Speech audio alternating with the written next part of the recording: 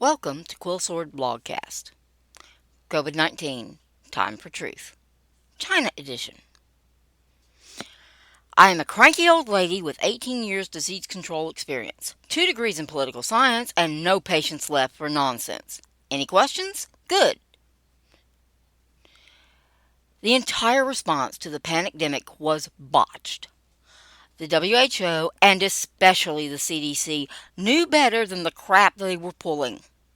We here in the United States have held over 80 years of successful disease intervention.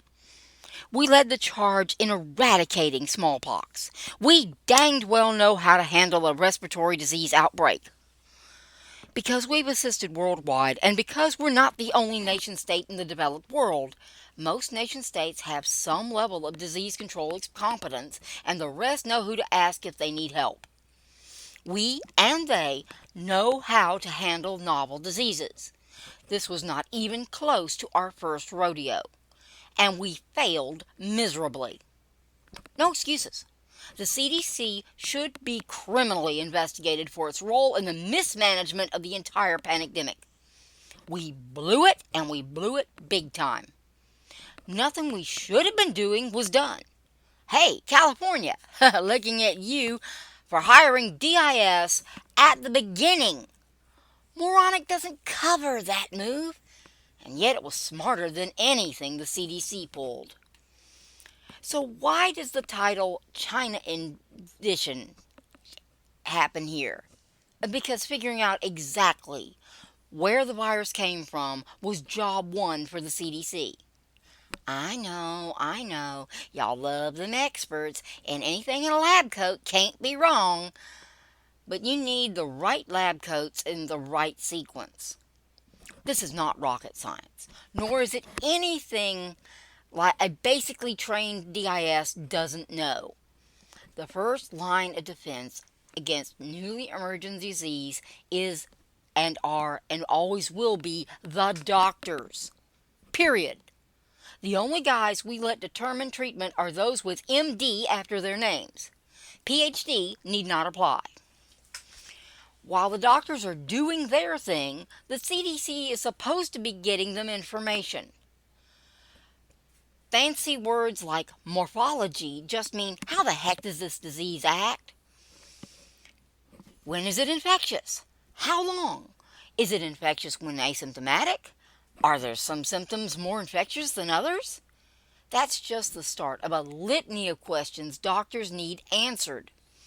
That's why we waste a doctor's valuable time having he or she fill out information and send it to the local health department. From there it goes to the number crunchers, aka the epidemiologists at CDC. No one doctor is going to see enough patients fast enough to figure all this stuff out. But thousands of doctors seeing tens of thousands of patients can provide more than enough information to start sorting out what exactly we're dealing with, which is what we pay epidemiologists to do. But it's not a one-sided process. Those lab guys do come in handy.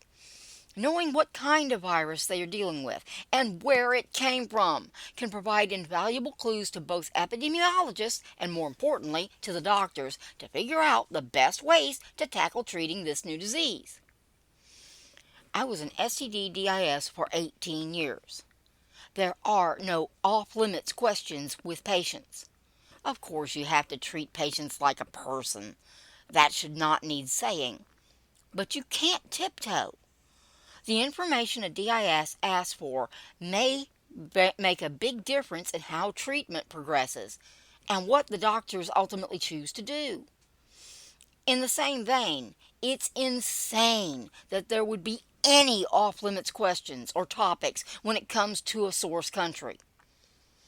China gave the CDC and the WHO the runaround for most of 2 years, and every DIS, interviewer, and non-brain dead employee of both organizations knew it. China's story was crap. An open-air market that just happened to be a couple of blocks from the Wuhan Virology Lab was the source of a virus that somehow no one knew where it came from. Give me a break. I had a patient once that swore up and down she had never had sex with anyone ever. She had symptoms of secondary syphilis that I could see, and she had already tested positive. Right. Her story made better sense than China's. No, it couldn't have leaked from the virology lab working on coronaviruses. It must have come from Fort Detrick. Right. I have a bridge in New Jersey I'll sell you really cheap. When the outbreak started, knowing exactly what the virus was and where it had originated from, bats, humans, aliens, whatever, would have been incredibly valuable information to both the virologists worldwide and the doctors battling the disease. The CDC knew that. The WHO knew that. And the Chinese CDC, yes, they really have one, knew it too. This is not okay now. People died who shouldn't have while doctors stumbled around blindly because the CDC and the WHO refused to do their blankety-blank jobs. It doesn't stop there. The State Department isn't full of total morons. Career diplomats are supposed to come in size healthy skeptic, especially when a nation state is so obviously lying. Yeah, I'm toughest on our guys. Wait till Wednesday when I really lay into them. But all my complaints against the CDC and the WHO and the State Department do not absolve China one iota. China deliberately and maliciously withheld critical information.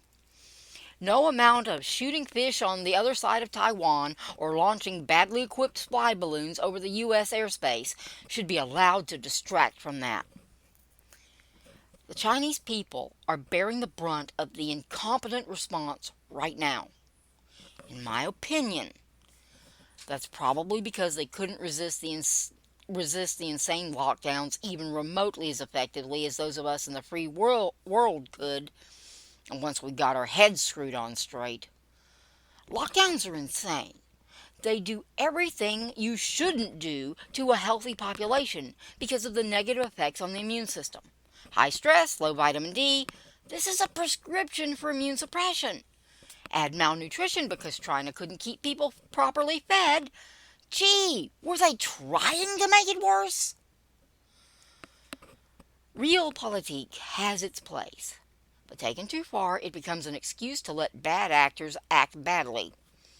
It also assumes incorrectly that other nation states, namely the U.S., have a critical control of the policies of other countries by simply acting the quote-unquote right way.